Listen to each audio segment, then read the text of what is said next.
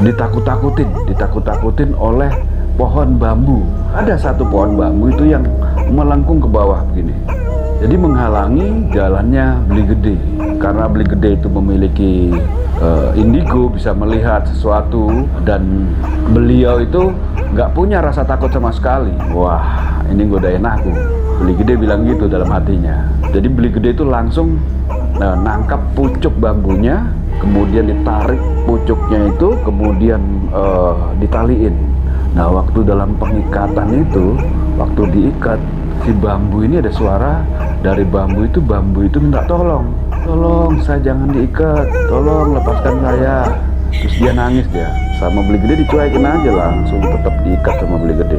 Di situ tepat di jam 12. Nah, ketika melewati itu ada suara sosok memanggil, jadi seorang wanita, dan Beli Gede ngelihat itu ya. Beli Gede ngelihat pakaiannya wanita itu berpakaian Jawa, terus kemudian kebaya merah. Jaraknya dari Beli Gede itu kisaran 10 meteran. Dia memanggil Beli Gede, Beli Gede, berhenti dulu. Manggilnya berkali-kali. Akhirnya nengoklah si Beli Gede ke kanan. Nah, begitu nengok ke kanan,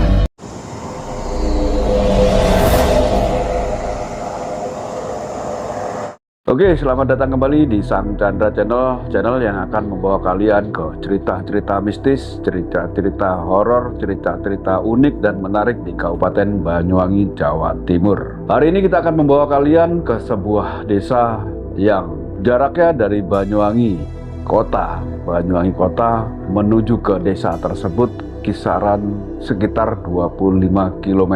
20 sampai 25 km. Desa apakah itu? Yaitu Desa Patoman, yang dimana Desa Patoman itu banyak sekali warga Bali, warga keturunan Bali.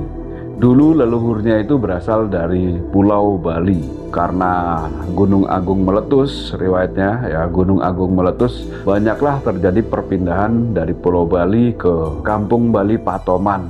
Yang akan kita bahas dan akan kita ceritakan kali ini, di Kampung Bali Patoman itu aku mengenal seseorang yang sangat suka bergaul, Jadi seorang pemuda yang sangat suka bergaul, namanya Beli Gede. Beli Gede ini adalah sosok seorang pemuda tampan yang memiliki bodi dan perawakan yang sangat atletis sekali, teman-teman.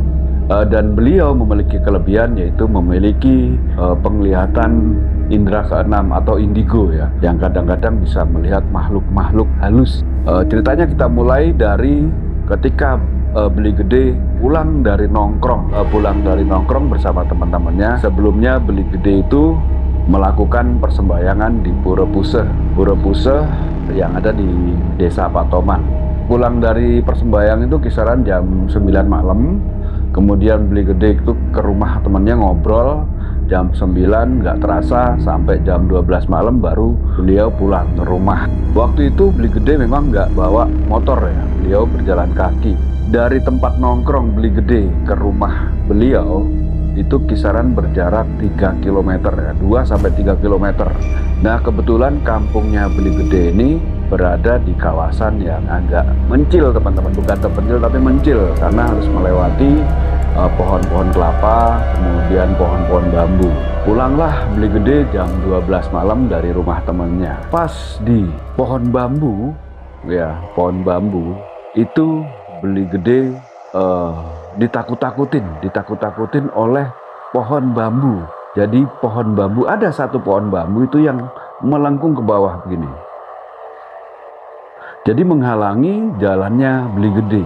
Karena Beli Gede itu memiliki indigo, bisa melihat sesuatu, dan beliau itu nggak punya rasa takut sama sekali. Wah, ini godain aku, Beli Gede bilang gitu dalam hatinya. Jadi Beli Gede itu langsung nangkap pucuk bambunya, kemudian ditarik pucuknya itu, kemudian ditaliin. Karena habis dari persembahyangan, Beli Gede kan bawa ini sebuah kain yang diikat di pinggang itu, ditariklah sama beliau, kemudian untuk naliin pohon bambu itu. Jadi pohon bambunya itu diikat sama Beli Gede. Nah, waktu dalam pengikatan itu, waktu diikat, si bambu ini ada suara dari bambu itu minta tolong. Tolong, saya jangan diikat, tolong lepaskan saya. Terus dia nangis dia. Sama beli gede dicuekin aja, langsung tetap diikat sama beli gede. Bambu itu tetap menangis ya, tetap menangis. Ikatan itu nggak dibuka sama si beli gede. Ditinggalin lah si bambu tersebut, ditinggal pulang sama beli gede. Pulang dia.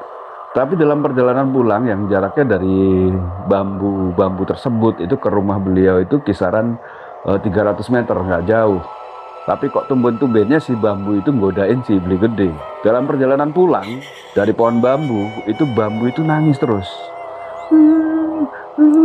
Sambil ngomong, tolong saya dibukain, tolong jangan diikat gitu. Tapi dicuekin sama beli gede. Ditinggal tidurlah sama beli gede. Pagi harinya ketika beli gede terbangun jam 6 pagi beliau ceritanya. Jam 6 pagi karena kain yang untuk sembahyang yang diikat di pinggang itu, kalau jauhnya bilang itu eman-eman sayang kalau ditinggal gitu aja. Jadi beli gede jam 6 pagi itu ngambil kembali selendang yang untuk sembahyang yang untuk ngikat di pinggangnya itu. Dalam perjalanan menuju ke bambu, ya pohon bambu, itu beli gede masih dengerin suaranya nangis dan minta tolong. Jadi semalaman si bambu itu nangis terus teman-teman. Melangkahlah si beli gede menuju ke pohon bambu tersebut sambil membuka tali pelan-pelan. Si bambu itu tetap nangis. Si beli gede bilang sama bambu, oke, aku bukain ya, tapi jangan sekali-sekali kamu gangguin aku lagi. Kalau enggak ya tak potong ini pohon bambunya. Dia bilang seperti itu. Si beli gede bilang seperti itu. Nggak ada jawaban dari pohon bambu. Setelah dibuka, dipakai lagi selendangnya sama beli gede. Dalam perjalanan mau pulang, barulah si bambu itu ngejawab, aku minta maaf. Aku nggak tahu kalau kamu ternyata orangnya pemberani. Dan besok-besok nggak akan aku ulangi lagi. Jadi seperti itu cerita pertama kita untuk beli gede. Dan beberapa bulan kemudian beli gede ini kan memang saya katakan pemuda ya, walaupun beliau itu sudah beristri, tapi karena beliau masih muda saya katakan pemuda biar lebih gampangnya. Suatu saat beli gede itu dari rumah Patoman ya menuju ke rumah mertuanya. Rumah mertuanya itu kira-kira kisaran 35 kiloan ya, 30 sampai 35 kiloan. Jadi mertuanya itu ada di Kecamatan Sempu.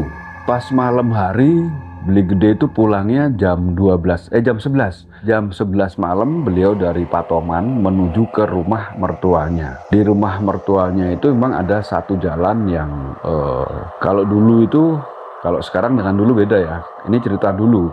Dulu itu jalannya masih bebatuan dan kemudian masih rumput atau rimbun, ada pohon-pohon di situ. Jadi beli gede melewati bukan perkebunan ya, kebun-kebun, dan jalannya masih bebatuan. Di situ tepat di jam 12. Nah, ketika melewati itu ada suara sosok memanggil, jadi seorang wanita, dan beli gede ngelihat itu ya. Beli gede ngelihat pakaiannya wanita itu berpakaian Jawa, terus kemudian kebaya merah. Jaraknya dari beli gede itu kisaran 10 meteran dia memanggil beli gede. Beli gede, berhenti dulu. Nah, beli gede ini nyuekin ya. Dicuekin sama beli gede. Karena dia tahu itu godain aku. Tapi karena dia manggilnya berkali-kali, akhirnya nengoklah si beli gede ke kanan. Nah begitu nengok ke kanan, motornya itu tersungkur. Crat. Beli gede jatuh kegulung-gulung dan ada sisa-sisa besetnya sampai sekarang itu. Jadi beli gede waktu tergulung-gulung pipinya itu menghantam tanah karena waktu itu kan jalannya masih tanah, jadi beset-beset di sini. Motor diambil, dipinggirin sama beli gede, disamperin lah itu makhluk halusnya ya yang berbentuk wanita. Begitu disamperin itu si perempuan atau wanita makhluk halus itu nggak ada, ngilang. Tapi si beli gede tetap ngomong sama makhluk halus, kamu jangan lagi-lagi manggil-manggil aku, kamu jangan lagi-lagi godain aku. Kalau sampai Kamu manggil-manggil aku sampai aku besat-besat kayak gini, tak bakar tempat ini. Dibilang gitu sama beli gede. Nah, setelah si beli gede marah-marah dan ngucapin seperti itu, naiklah beli gede ke sepeda motornya. Di starter sepeda motornya. Ketawa itu dia. Si hantu tadi, makhluk halus tadi ketawa. Dicuekin sama beli gede. Cuek aja dia. Mungkin seneng ya, sampai si beli gede jatuh. Jadi hantu ini berhasil ngerjain si beli gede. Karena apa?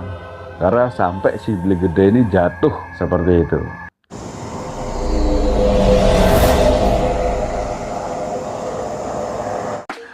Nah, itu tadi teman-teman cerita kita tentang beli gede, pemuda Bali yang tampan, keturunan Bali ya. Pemuda keturunan Bali yang tampan dan memiliki kelebihan jadi bisa melihat makhluk halus. Dan itulah cerita beliau kepada saya. Dan akhirnya aku buatin video seperti ini karena cerita dari beliau adalah cerita yang beliau alami.